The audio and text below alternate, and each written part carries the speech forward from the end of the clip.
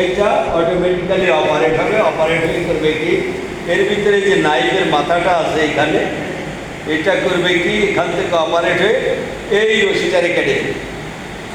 এই যে যে রশিটা আছে না, এটারে এখান থেকে কেটে দেবে। কেটে দিলে কী হবে, এখান থেকে বেরিয়ে যাবে।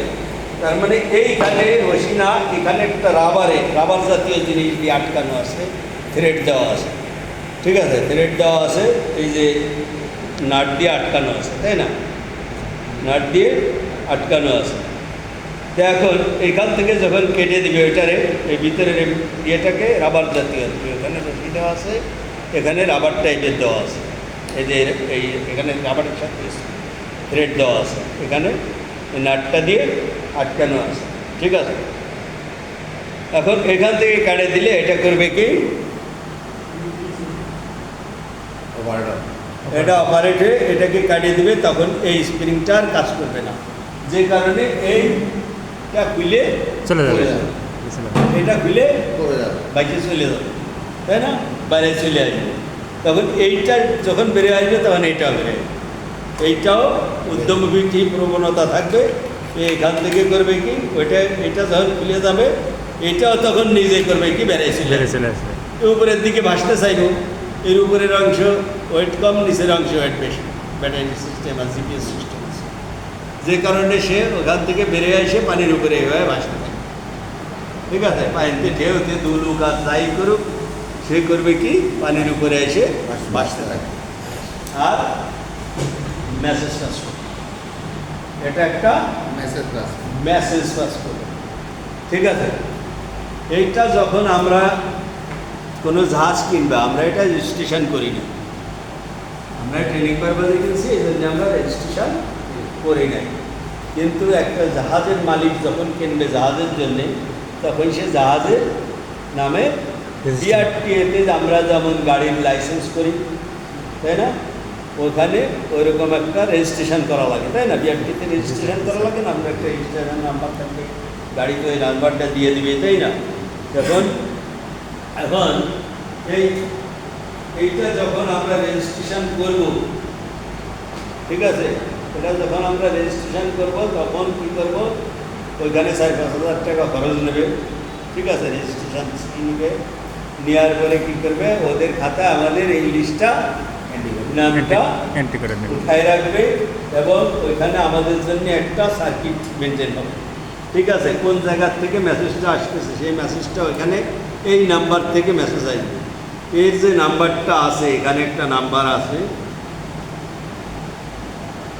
এই যে এখানে একটা নাম্বার আছে,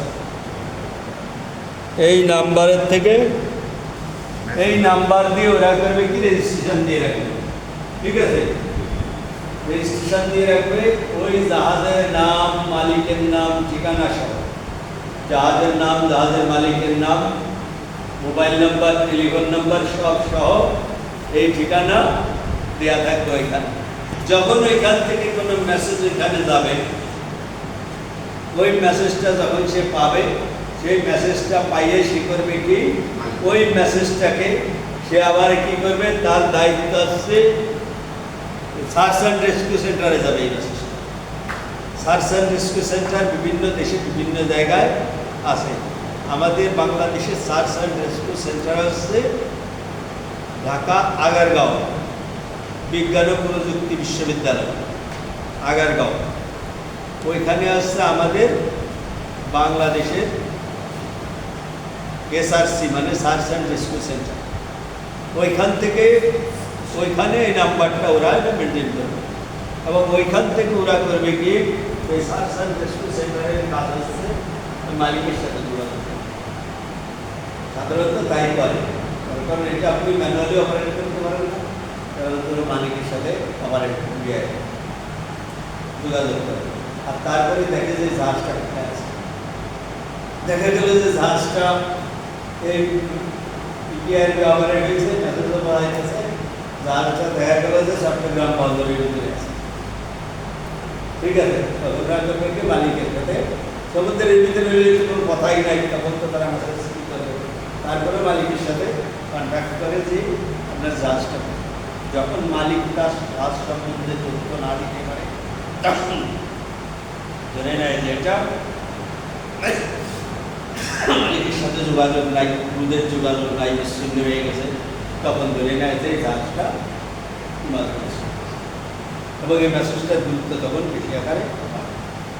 ঠিক আছে, বিশেষ করে সমুদ্রে যখন জাহাজ চলছে ওখানে যে নষ্ট হইতে পারে, জাহাজ ডুবে যেতে পারে, তাই না? ইমার্জেন্সি হতে পারে, আগুন ধরতে পারে। ইমার্জেন্সি তো বিভিন্ন ধরনের ইমার্জেন্সি, তাই না? অনেক ধরনের ইমার্জেন্সি আছে না? ইমার্জেন্সি সম্বন্ধে কি করে, ইমার্জেন্সি সম্বন্ধে সম্বন্ধে কি আলোচনা করছে কেউ? হ্যাঁ, কি কি ধরনের ইমার্জেন্সি হতে পারে? হ্যাঁ, না? আচ্ছা।